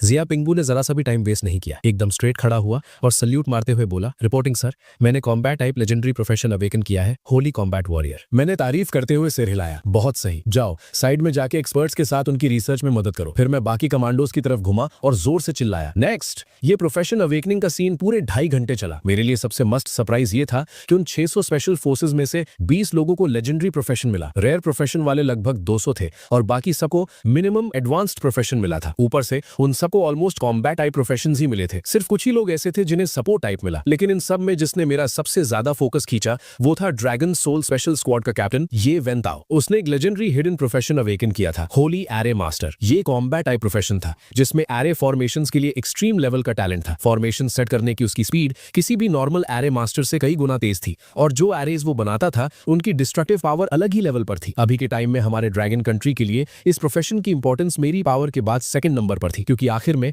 अगर ये वेन ताओ के बनाए हुए एरेज की सिक्योरिटी मिली तो ड्रैगन कंट्री के 34 डिफेंस जोन्स की सेफ्टी डबल ट्रिपल हो जाएगी। अगर वो एरेज हाई लेवल मॉन्स्टर्स को पूरी तरह रोक नहीं भी पाए तब भी कम से कम मेरे वहां पहुंचकर बचाने के लिए वक्त तो निकाल ही लेंगे। उसके बाद मैंने स्टोर से खरीदी हुई एक्सपीरियंस पिल्स निकाली और उन सब में बांध दी। जैसे उन सब ने वो खाकर अपना लेवल अप किया, मैं उनके सामने खड़ा हुआ और जोरदार आवाज में बोला, साथियों तुम्हें क्या लगता है, क्या तुम पावरफुल हो? यस सर, एक एक कमांडो ने फाड़ आवाज में चीख कर जवाब दिया। एक आम आदमी या यहाँ तक कि पूरे ब्लू स्टार के लिए हाँ तुम लोग सच में भौकाल हो, लेकिन हमारे फ्यूचर के दुश्मनों के आगे तुम अभी भी नल्ले हो, एकदम कीड़े मकोड़ों से भी ज्यादा कमजोर। मेरे इतना बोलते ही मैं सच में फील कर सकता था कि उनके चेहरों पर गुस्सा और हम किसी से कम नहीं वाला एटीट्यूड आ गया था। लेकिन उनका ये झूठा कॉन्फिडेंस तोड़ने के चक्कर में मैंने अपने बोलने का तरीका जरा भी सॉफ्ट नहीं किया, क्योंकि अब वो मिथिकल स्पेशल फोर्सेस के मेंबर्स थे, इसलिए उनका पूरा हक बनता था असली रियलिटी जानने का। 5 दिन बाद, या स्ट्रिक्टली बोलूं तो ठीक 4.5 दिन बाद, मिथिकल एरा इस ब्लू स्टार पर उतर आएगा। उस वक्त जिन राक्षसों से तुम्हारा पाला पड़ेगा उनकी साइज हजारों मीटर्स लंबी होगी। अब बताओ, क्या अभी भी लगता है तुम भौकाल हो? मेरी आवाज गूंजते ही सारे मेंबर्स के होश उड़ गए।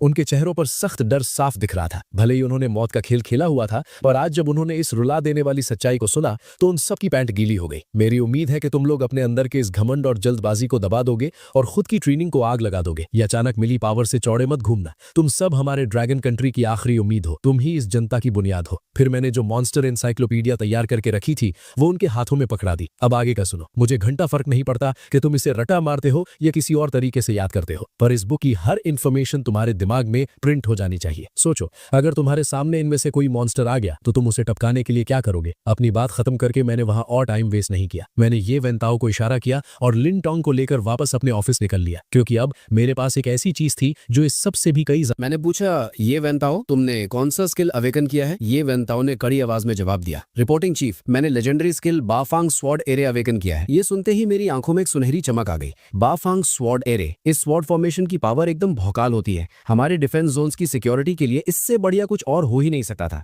मैंने तुरंत ऑर्डर दिया, इस बाफांग स्वॉर्ड एरे को सेट करने के लिए क्या क्या मटेरियल्स चाहिए, फटाफट एक लिस्ट बना कर दो। जैसे ही लॉजिस्टिक्स डिपार्टमेंट वो सामान जमा कर लेगा, तुम तुरंत 34 डिफेंस जोन्स में जाओगे और इस फॉर्मेशन को सेट करोगे। टाइम बहुत कम है, अभी के अभी निकल जाओ। ये वेंताओ ने कड़क सल्यूट मारा और बोला, यस सर, और तुरंत वहां से निकल गया। तभी लिन टोंग मेरे पास दौड़ते हुए आई और बोली, चीफ, एक प्रॉब्लम आ गई है जिसे शायद आपको खुद आके हैंडल करना पड़ेगा। मैं थोड़ा कंफ्यूज हो गया। सारे मेन अरेंजमेंट्स तो लगभग सेट हो चुके थे, अब अचानक ऐसी क्या इमरजेंसी आ गई? उसने आगे बताया, आपके पिताजी जिद पर अड़े हैं कि उन्हें आर्मी ज्वाइन करनी है। उन्होंने तो ड्राफ्ट ऑफिस वालों के साथ लगभग हाथापाई ही कर दी थी। जब से मैं स्पेशल ब्यूरो का चीफ बना था, मेरे माँ बाप को सीक्रेटली प्रोटेक्ट किया जा रहा था। उन्हें मेरी ये नई पावर्स और इस नई लाइफ के बारे में कुछ भी पता नहीं था। देश की ये लेटेस्ट भर्ती सिर्फ 40 साल से कम उम्र वालों के लिए थी। मेरे पिताजी चेन ल्यूजन की उम्र तो कब की उस लिमिट को क्रॉस कर चुकी थी, और उनका आर्मी ज्वाइन करने का जोश एकदम हाई था। आखिर वो 10 साल मिलिट्री में सर्व कर चुके वेटरन सोल्जर थे, इसीलिए ड्राफ्ट ऑफिस वाले भी उन्हें सख्ती से रिजेक्ट नहीं कर पा रहे थे। और मामला घूम फिर कर मेरी टेबल पर आ गया। कसम से उस पल मेरा दिमाग एकदम उड़ गया था। घर का मामला सुलझाना सबसे मुश्किल काम होता है। देश के रूल्स के हिसाब से मेरे बूढ़े बाप जो ऑलमोस्ट 50 साल के थे, उनकी कोई रिक्वायरमेंट नहीं थी, और अगर ओपनली सोचूं तो आने वाली ये जंग इतनी भयानक और खूंखार होने वाली थी कि मैं किसी भी कीमत पर अपनी फैमिली को इस तबाही से सेफ रखना चाहता था। असली बात तो ये थी कि ड्रैगन कंट्री में हम जैसे हजारों जवान खून वाले तैयार बैठे थे, तो फिर हम अपने बड़े बुजुर्गों को बॉर्डर पर मौत के मुंह में कैसे भेज सकते थे? अब उनका टाइम आराम करने का था। मैंने अपना सिर उठाया और लिन टोंग से पूछा, क्या और भी ऐसे वेटरन्स हैं जो जबरदस्ती भर्ती होने की डिमांड कर रहे हैं? वो थोड़ा हैरान होकर बोली, बहुत सारे सर। लोगों का जोश हमारी इमेजिनेशन से भी कहीं ज्यादा है, चाहे कोई भी उम्र हो। अगर कोई वेटरन सोल्जर है तो वो किसी न किसी तरह लाइन में लगकर आर्मी ज्वाइन करने को मर रहा है। ये सुनकर मेरा सीना गर्व से चौड़ा हो गया। क्या आग है मेरे देश वालों में। जब आम जनता की हिम्मत ऐसी हो तो ऐसी कौन सी आफत है जिसे हमारी ड्रैगन कंट्री हरा नहीं सकी। थोड़ी देर चुप रहने के बाद मैंने ऑर्डर दिया, ड्राफ्ट ऑफिस से कहो कि एक नोटिस पब्लिक करे और इस रूल के पीछे का एग्जैक्ट रीजन सबको क्लियर करे। इन वेटरन्स का दिल नहीं टूटना चाहिए। रही बात मेरे पिताजी की, मैं खुद उन्हें कॉल करके हैंडल करता हूँ। लिन टोंग ने सैल्यूट करते हुए कहा, यस चीफ, और ऑर्डर मिलते ही निकल गई। मैंने आराम से अपना फोन निकाला और उन्हें डायल किया। फोन उठाते ही उस पार से वो जानी पहचानी बिंदास आवाज आई, ओए नालायक, आधे महीने से एक कॉल नहीं किया तूने? तो आसमान में उड़ रहा है क्या? कोई लड़की वड़की मिली या नहीं? उनकी बात सुनकर मेरी स्माइल निकल गई। बिल्कुल वही ओरिजिनल फ्लेवर। मैंने पूछा,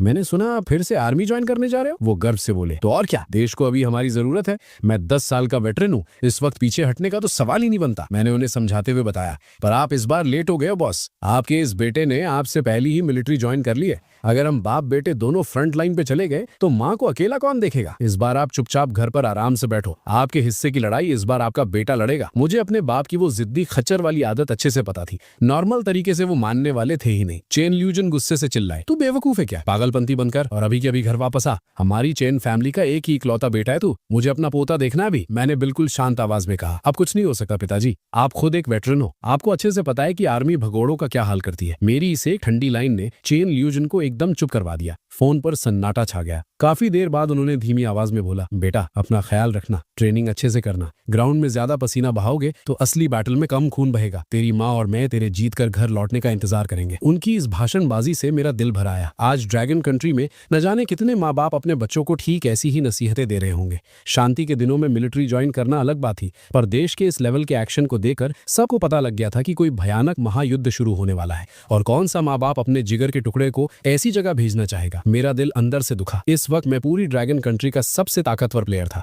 मेरे पास सिर्फ एक ही ऑप्शन था, जल्दी से जल्दी अपना लेवल इतना ऊपर ले जाना कि मैं देश के हर एक जवान की जान बचा सकूं। मैं इन्हीं ख्यालों में खोया था कि अचानक लिन टोंग का फोन बजा। उसने स्क्रीन देखी और उसके होश उड़ गए। वो घबराते हुए बोली, चीफ बहुत बड़ा कलेश हो गया है। हमारे एक फॉरेन स्टूडेंट को जो ईगल कंट्री में था, हमारी गवर्नमेंट ने उसे वापस बुलाने का ऑर्डर दिया था। उसने आने की पूरी प्लानिंग कर ली थी, पर वहां उन गोरों ने किसी न किसी बहाने उसको यहीं बंदी बना लिया है। मैं सच में हैरान था। बस एक अकेला स्टूडेंट ही तो है, उसके लिए उन्होंने इतना बड़ा ड्रामा क्यों शुरू कर दिया। लिन टोंग ने आगे बताया, चीफ आपको उसकी औकात नहीं पता। उसका नाम शाओ चन फेंग है। वो मेडिकल, बायोलॉजी और न्यूक्लियर एनर्जी की फील्ड का एक फरिश्ता है। इतनी छोटी सी उम्र में उसने world scientific research lifetime achievement award जीत लिया है। पूरी दुनिया जानती है कि वो एक मॉन्स्टर जीनियस है। सिर्फ यही नहीं, वो ईगल कंट्री के सारे टॉप लेवल सीक्रेट प्रोजेक्ट्स का हिस्सा था, और यहाँ तक कि वहाँ का प्रेसिडेंट डोनाल्ड भी उसे अपना सगा बेटा मानता है। अब जब उसने अचानक अनाउंस किया कि वो हमारे देश आना चाहता है, तो वो गोरे पागल हो गए। उनसे देखा ही नहीं गया। ये सुनते ही मेरे चेहरे पर एक जोरदार और खतरनाक हंसी आई और मैं बोला, क्या घटिया डाकू है साले। पूरा लफड़ा डिटेल में जानने के लिए मैंने अपना फोन निकाला। पता चला इंटरनेट पर तो जैसे बॉम्ब फट गया था।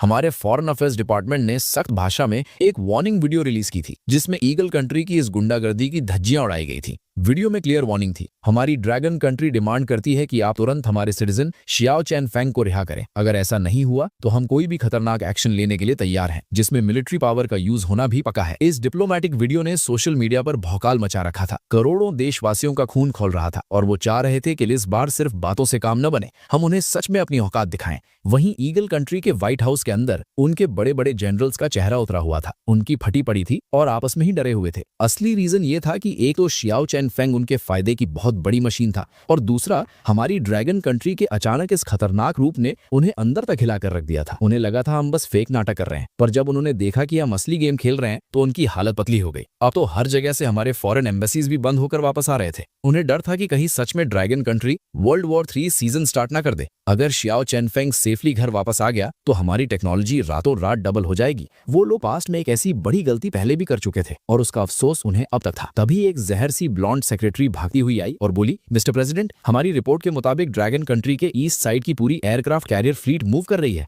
उनका डायरेक्शन सीधा हमारी तरफ ईस्ट में है। प्रेसिडेंट डोनाल्ड ने गुस्से में गाली बकी, ओह शिट, और तुरंत अपने सारे चमचों के साथ सीधा कमांड रूम की तरफ भागा। इसी दौरान यहाँ बेस के अंदर मुझे भी नंबर 1 कमांडर का सीधा कॉल आ गया। कमांडर की आवाज आई, कॉमरेड चेंजवान, मुझे तुम्हें तुम्हारे काम के बीच डिस्टर्ब नहीं करना था, पर एक ऐसा मैटर आ गया है जिसमें सिर्फ तुम्हारी जरूरत पड़ेगी। नंबर 1 कमांडर की इतनी इज्जत वाली टोन सुनकर मैं थोड़ा शॉक्ड हो गया और बोला, कमांडर, आपको ऐसी फॉर्मेलिटीज की जरूरत नहीं है, मेरा हर सांस ड्रैगन कंट्री के लिए है। उन्होंने बोला, तो फिर सीधे काम की बात पर आते हैं। शियाओ चैन केंग वाला केस तुमने सुन ही लिया होगा। कैबिनेट का ये डिसीजन है कि जब तक जरूरी ना हो हम इन गोरों के साथ कोई आमने सामने का युद्ध नहीं चाहते। हमें अपना सारा दिमाग अपनी डिफेंस सिटीज पर लगाना है। और सबसे बड़ी बात, हमारा मुख्य दुश्मन ये बाहर वाले लोग नहीं है, बल्कि अगले कुछ ही दिनों में स्टार्ट होने वाला मिथिकल एरा है। इसीलिए हमारी मांग है कि तुम सीक्रेटली बिना किसी ऑफिशियल टैग के जाओ और शियाओ चैन फेंग को निकाल कर लाओ। थोड़ा सोचने के बाद मैं सीरियस होकर बोला, कमांडर, मेरे पास एक मस्त आइडिया है। हमने अभी अभी मिथिकल स्पेशल फोर्सेस बनाई है, क्यों ना इन ईगल कंट्री वालों पर उनकी लाइव प्रैक्टिस करवाई जाए। उन्हें ही भेजते हैं ये काम निपटाने। सच बोलूं तो जिस लेवल पर मेरी पावर अब आ चुकी थी, चुपचाप वहां घुसना और शियाओ चैन फेंग को उठाना मेरे लिए एकदम बच्चों का खेल था।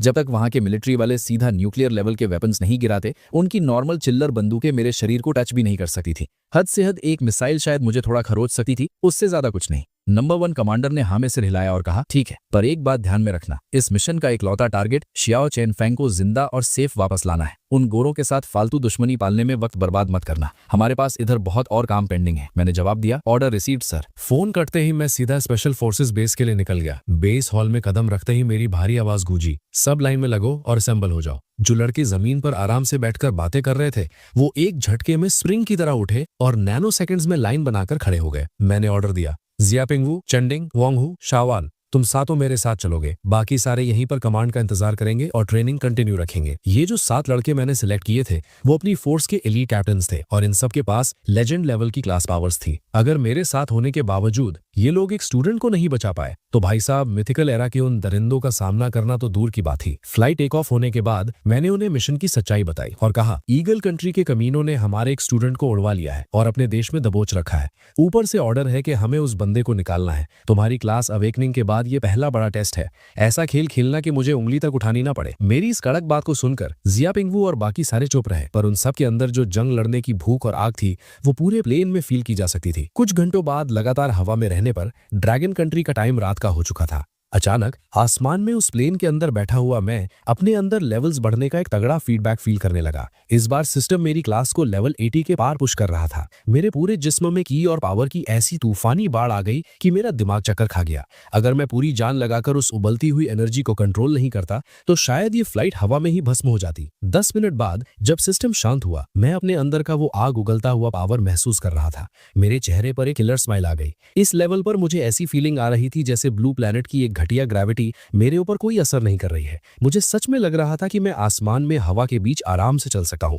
पर ऑब्वियस सी बात है, मैं उड़ते प्लेन से कूदकर ये मौत का खेल टेस्ट नहीं करना चाहता था। अगर थोड़ी सी भी कैलकुलेशन रॉन्ग हो गई तो सीधा यमराज से मिलूंगा। उसके तुरंत बाद मैंने अपना इन गेम इंटरफेस खोला और जो नए लिमिटेड टाइम शॉप पैक्स आए थे उन सबको दबादब खरीद लिया। लेवल कैप बढ़ते ही नए एक्सपीरियंस बिल्स 40 लेवल से सीधा अपग्रेड हो चुके थे और हाई लेवल एक्स पैक्स ने लिमिट को 80 से तोड़कर सीधा 100 तक पहुंचा दिया था। मैंने नॉन स्टॉप वो सारे एक्सपी आइटम्स दबाए और आखिरकार बूम, मेरा बेस लेवल एग्जैक्टली 100 हिट कर गया। मेरे चेहरे पर पूरा जोश था। खुशी जरूर थी पर मैं बिल्कुल ओवर कॉन्फिडेंट नहीं हुआ। मुझे मालूम था लेवल 100 तो सिर्फ बेस है, उसके ऊपर अभी बहुत तगड़े रम्स थे और जब गेम के अंदर के सारे मॉन्स्टर असलियत बनकर इस आने वाले मिथिकल एरा में घिरेंगे तो वो और भी फाड़ू लेवल्स के होंगे। मुझे ये गेम पूरी तरह से बंद होने से पहले खुद को और अपग्रेड करते रहना था, पर अगले ही सेकंड मेरे स्क्रीन पर आए एक नोटिफिकेशन ने मेरा सारा मूड चौपट कर दिया। डिंग, सिस्टम आपको लेवल 100 क्रॉस करने पर बधाई देता है। अब आप एक मुकम्मल केओस स्वॉर्ड मास्टर बन चुके हैं। अब से आगे आपका लेवल किसी भी आर्टिफिशियल आइटम या एक्सपीरियंस बिल से नहीं बढ़ेगा। चाहे आप गेम में कितने भी बॉस मार लें या रियल लाइफ में आने वाले मिथिकल एरा के दरिंदों को काट दें, आपको 0 एक्सपी मिलेगी। लेवल अप करने के लिए अब से प्लेयर को दुनिया के लॉज और उनके रूल्स को अपने सोल से समझना और फील करना पड़ेगा। ये लाइन पढ़ते ही मेरे चेहरे का रंग उड़ गया। मैं तो सपने देख रहा था कि मैं आसानी से इन आइटम्स और पैकेजेस का यूज करके सीधा लेजेंडरी सेंचुरी लेवल फान जाऊंगा या कम से कम ट्रू किंग की औकात तक तो पहुंच ही जाऊंगा। पर ये सारे उम्मीदों के सपने टूट चुके थे। वैसे सोचूं तो बात सही भी थी। अगर सिर्फ पैसे फेंककर या गेम खेलकर कोई इनविंसिबल गॉड बन जाता तो यूनिवर्स जिस लेवल की आफत लाने वाला था उसका क्या मतलब बचता। फिर भी ये लेवल 100 पर टच करना बाकियों के लेवल के हिसाब से एक अलग ही दुनिया थी। एक ठंडी आह भरने के बाद मैंने बचे हुए सारे स्किल स्क्रोल पैकेजेस का लॉक खोला। मैंने अपने अवेकेंड 5 के 5 करियर स्किल्स पर वो स्क्रोल्स ठेल दिए और उन सबको भी लेवल 100 तक छाप दिया। उसके बाद ही मैं शांत हुआ। हमारी फ्लाइट अब फाइनली समुंदर क्रॉस करके औकात वाले लोगों के देश ईगल कंट्री पहुंच चुकी थी। उस वक्त लॉस एंजलिस के आउटस्कर्ट एरिया की एक आलीशान कोठी में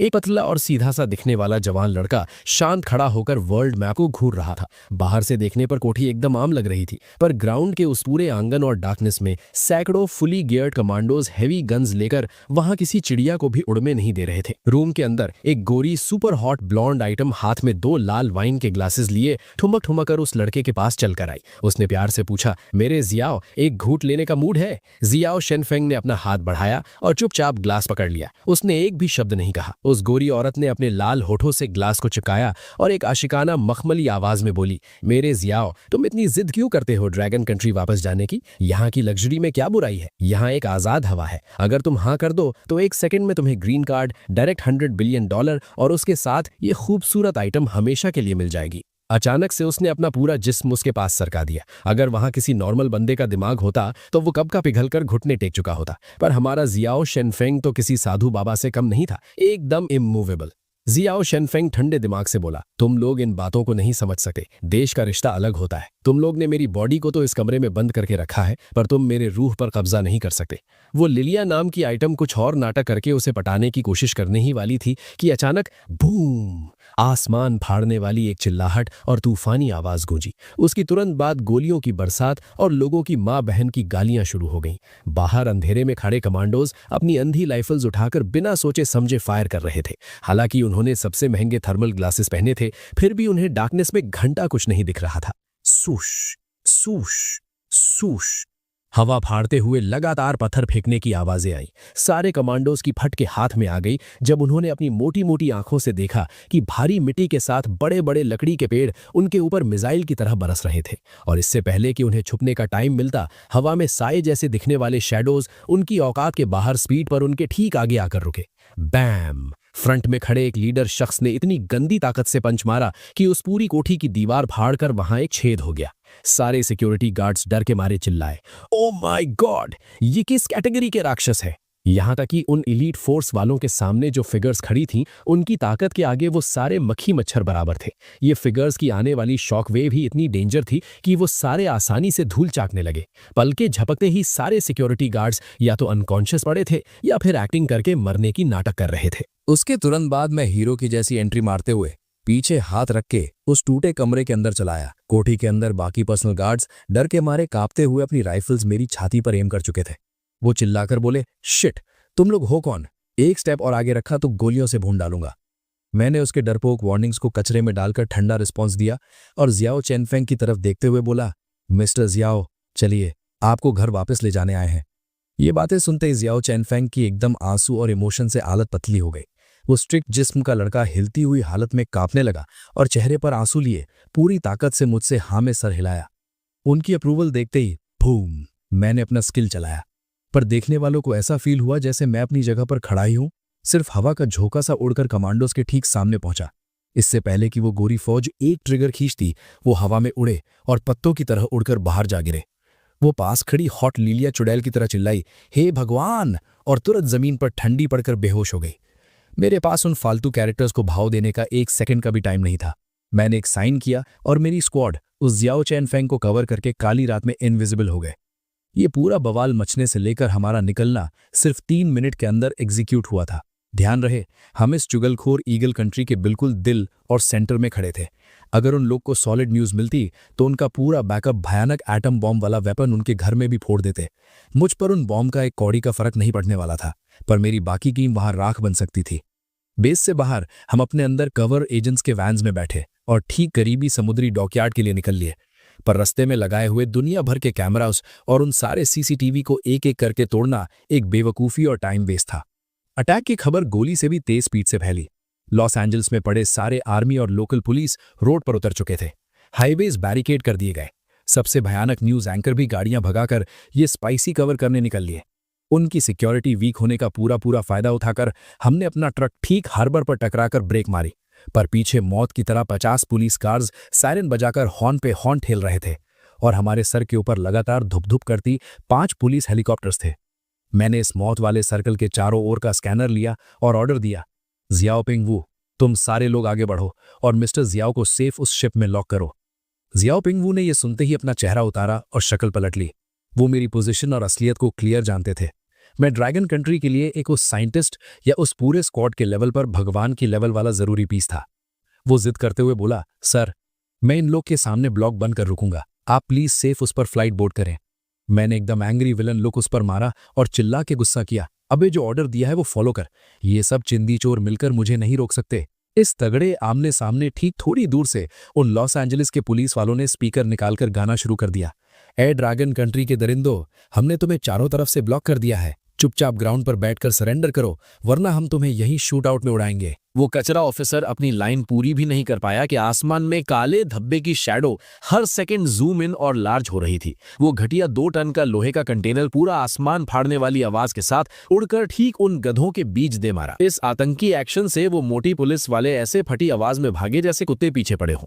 वो गिरता हुआ मॉन्स्टर बॉक्स ने डायरेक्ट सब पुलिस कार्स को आटे की तरह पापड़ बनाकर फोड़ दिया। ऊपर फटी हेलीकॉप्टर वाले स्नाइपर्स का ट्रिगर हिल गया और बुलेट की बारिश होने लगी, पर अचानक उनकी फेस पे धोखा होने लगा। मैंने सीधा 2 10 टन कार्स अपने नंगे हाथों से पकड़ी और उनको कंकड़ बराबर आसमान में घुमा के हेलीकॉप्टर्स की स्ट्रेट फेंका। हेलीकॉप्टर वाले लोग रो पड़े और ठीक आसमान पीछे फ्लाइट उल्टी की गोलियां चलाना एकदम छोड़ दिया। उन्हें अपनी औकात मालूम चल गई कि अभी तो ये बंदा सिर्फ छोटे टॉय कार्स हवा में दे मार रहा है, गलती से मूड खराब हुआ तो वो बड़ा समुद्री शिप ही पकड़कर ऊपर मार देगा, फिर किसी का बाप भी उन्हें बचाकर नहीं जाएगा। वो पूरे ईगल कंट्री वाले कमांडो और सारे घटिया मीडिया चैनल की चढ़ी हुई आइस से एक भगवान वाली बॉडी लैंग्वेज लेकर मैं आराम से शिप में वॉक कर गया। मैंने जहाज के अगले डेक पर खड़े होके उन सबको अपने एटीट्यूड से ठीक घूरा। ऐसी तगड़ी साइलेंट भोकाल की रेंज बन गई थी कि किनारे पे खड़े किसी बंदे की पैंट में दम नहीं थे जो अपनी एक उंगली भी हिला पाए। सब बस मुंह फाड़ के मेरी शिप धोखे से आगे जाते देख रहे थे। कुछ घंटे बाद जब उस व्हाइट हाउस रूम के डोनाल्ड का मैसेज आ गया, गुस्से से पागल ठेलकर फट गया। वो चिल्लाकर बोला, ओए जनरल विलियम, ये किस बेवकूफी का नाटक है? क्या इस एलए को पब्लिक रोड समझा हुआ है क्या इन लोगों ने? वो ड्रैगन कंट्री वाले हमारे देश में आकर जैसे चाहते हैं घूम रहे हैं, तो मेरी इस महान ईगल कंट्री की औकात में जरा सा